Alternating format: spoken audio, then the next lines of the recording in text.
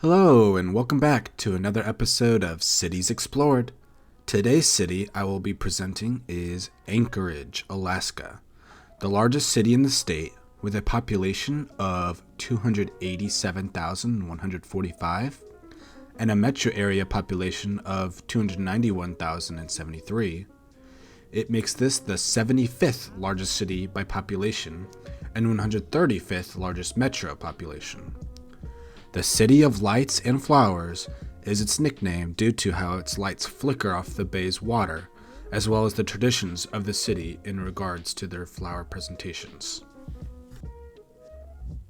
The original inhabitants were the Dena'ina Athabaskan, a matriarchal hunter-gatherer society that occupied the area for over 1,000 years.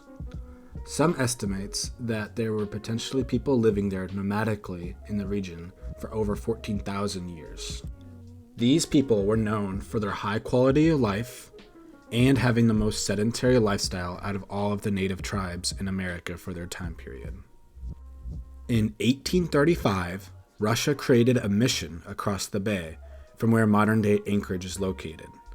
And then, towards the end of the century, a gold rush similar to what happened in California occurred, and the population of Anchorage skyrocketed. The city was officially founded in 1914 as the headquarters of the Alaska Railroad running north to Fairbanks.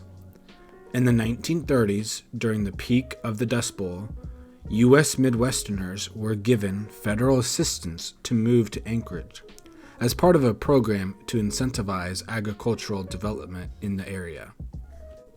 During World War II, the city became a hub for aviation, as it was used as a stop from American air forces on their way to East Asia. When America bought Alaska from Russia in 1959, the U.S. government had no idea how many indigenous people and groups were in the state or how to humanely engage with them. Tension got even worse when oil was founded in the state, often on native land. Eventually, enough protests and lobbying from local communities led to the creation of the Alaskan Native Claims Settlement Act.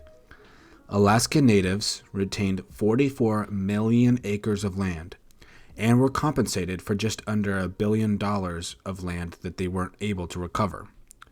However, this is still an ongoing struggle with the oil lobby dominating local and state politics. And it should also be noted that these indigenous groups are not homogeneous, and that they each have their own internal struggles and local political debates as well. The geography of Anchorage makes it a beautiful attraction for tourism. The city is situated on the shores of Cook Inlet, a large body of water that stretches approximately 180 miles. From the Gulf of Alaska to Anchorage, the inlet is known for its tidal variations, which can be significant, and it is an important waterway for shipping and transportation. On the eastern side, the Chugach Mountains dominate the skyline. The Nick and Matanuska rivers lead into the Palmer Slough and eventually into the Nick Arm and Eagle Bay. The city itself lies in a relatively flat glacial valley with a subarctic climate. It has long and cold winters with mild summers that are usually anywhere from the high 50s to low 70s. Now, usually I don't think judging an entire city for crime is a fair way to assess safety within a city, since usually crime can vary drastically from neighborhood to neighborhood, as well as reporting quality varying from city to city. Any person can comfortably live in the most dangerous city in this video series and be perfectly fine. That said, Anchorage, Alaska has a violent crime rate of 11.4 violent crimes committed per 1,000 residents. This makes it the 13th most dangerous metro on this list. More dangerous than Nashville, but safer than Indianapolis. Anchorage doesn't have anything really close to a skyscraper in its city. The tallest buildings it has are the ConocoPhillips Building, the Robert Atwood Building, and the Hilton Anchorage Tower. These are still taller than what most people would expect to see in Alaska, however, and for what it's worth, I think the skyline is actually very pretty, with lots of naturalistic elements like the mountains, the sea, all of the tree-covered streets, and even the northern lights at times paint a pretty picture in the sky. The racial demographic makeup of this city is 57.1% white, 10% Asian, 9.1% American Indian or Alaskan Native, and 9.4% Hispanic or Latino, 6% African American, and 8.4% were from two or more / other races. Anchorage, Alaska is incredibly gerrymandered for political gain. With that said, the most populated portion of the city voted 64.21% Democrat and 3.135% Republican, and 4.44% for third party. Anchorage does not have any major sports teams, but it does have a few minor league sports teams in hockey, soccer, basketball, and roller derby. It also hosts a D1 hockey team called the Anchorage Seawolves. Anchorage is home to quite a few annual festivals, including the January Folk Festival, which is an annual celebration of local indigenous culture, the Dog Sled Race Ceremonials, and the Summer Solstice Festival, as well as many others. Anchorage is an outdoor recreation enthusiast's dream. There are constant year-round opportunities for different activities based on weather, such as snow sports like skiing, dog sled racing, hiking, as well as wildlife and natural photography, fishing, hunting, biking, and whale watching, canoeing, kayaking, and more. The Chugach State Park was established in 1970. The state park is technically the world's largest urban park, since it is located entirely within its metropolitan area. It is also the third largest state park in the United States. The park is filled with natural wildlife and almost 500,000 acres worth of hiking trails, camping spots, and many more activities. The park is bigger than the entirety of Houston, Texas. It is nearly 600 times the size of Central Park, for comparison.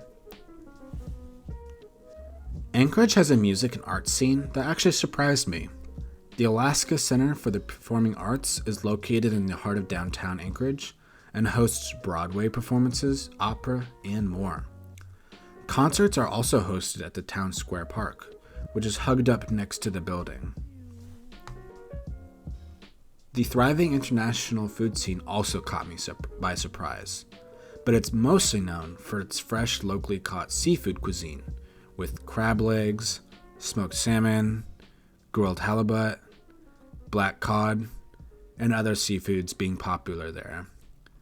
The city also has some unique meats that they serve in their local dishes, such as reindeer meat, hot dogs, moose meat stew, and occasionally bison meat being used in their burgers.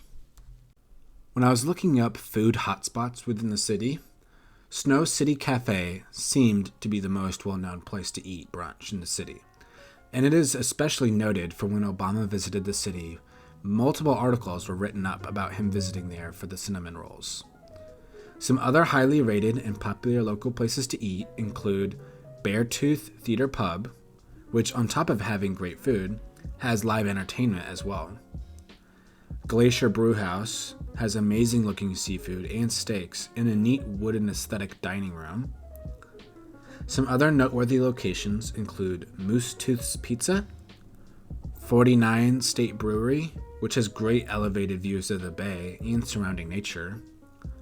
I also want to include Simon and Seaforts, Spinard's Roadhouse, Lucky Wishbone, Gwenny's Old Alaskan Restaurant, and El Gringo's for a uniquely Alaskan taco experience. The city does not have any amusement parks or spots with roller coasters that I could find, but from what I can tell, it does have many indoor water parks. Anchorage has a long history and a lot of niche museums to showcase it. Some local museums and historical sites include the Alaskan Native Heritage Center, the Alaskan Aviation Museum, Anchorage Museum, and Smithsonian Arctic Center, as well as the Alaskan Nature and Wildlife Museum and the Museum of Alaskan Transportation. This is just an hour outside of the city. Anchorage is the economic engine of the state, making up over 42% of the state's overall GDP. Despite this, it is still so small that it does not even register on any GDP Metro rankings list that I could find. There are no Forbes 500 companies headquartered in the state, and the biggest employers in the city are the Joint Base of Amersfoort-Richardson, the University of Alaska, Providence Health Services Alaska, Endeavor, an Alaskan-based oil company, and ConocoPhillips. Tourism is also a major contribution to the local economy as well. Anchorage isn't very walkable, and it doesn't really have good transit either. It has surprisingly good bike infrastructure, with separated bike paths being scattered throughout the city. So it scores a 31 walk score, 22 transit score, and a surprisingly decent 52 bike score. With this in mind, on top of the bad weather, it is safe to say that Anchorage is quite the car-dependent city. The municipality of Anchorage Public Transportation Department handles the transit in the region, and as of now, the city runs a bus system and a carpool system. It has a unique carpool system for those with disabilities.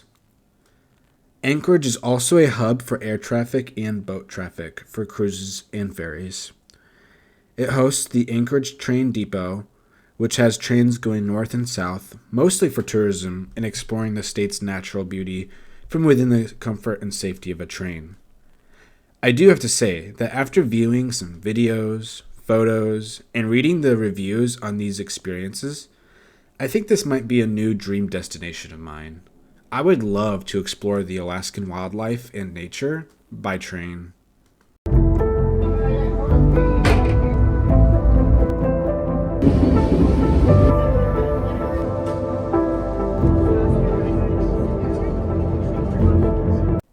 Some noteworthy people from Anchorage would be Mark Schlereth, probably the most recognizable famous person to come from Anchorage, an NFL three-time Super Bowl champ player, and now sports analyst. Some other noteworthy people to have come from the city include Brian Mallett, Kelsey Griffin, Jewel Kilcher, and Holly Brooks. Some noteworthy facts about the city is that it sits on the Ring of Fire and is relatively earthquake-prone. In 1964, it experienced one of the world's greatest earthquakes. Alaska in general is also home to a phenomenon known as the midnight sun and the polar night, where during the summer months, the sun never dips below the horizon, and during the winter months, the sun never shines. I also want to point out that Anchorage has its own unique issues compared to other cities in America. While every city has its issues of homelessness, Anchorage is unique in just how harsh its winters are. And in 2023, it had a record of over 50 recorded deaths with the unhoused population due to the weather alone. I do hope that this video was informative and entertaining for you. If you feel that I have missed anything or gotten anything incorrect, please let me know in the comments below. Sources are compiled in a Google document in the description or pinned comment. Thank you for watching, and stay tuned for the next video on Atlanta, Georgia.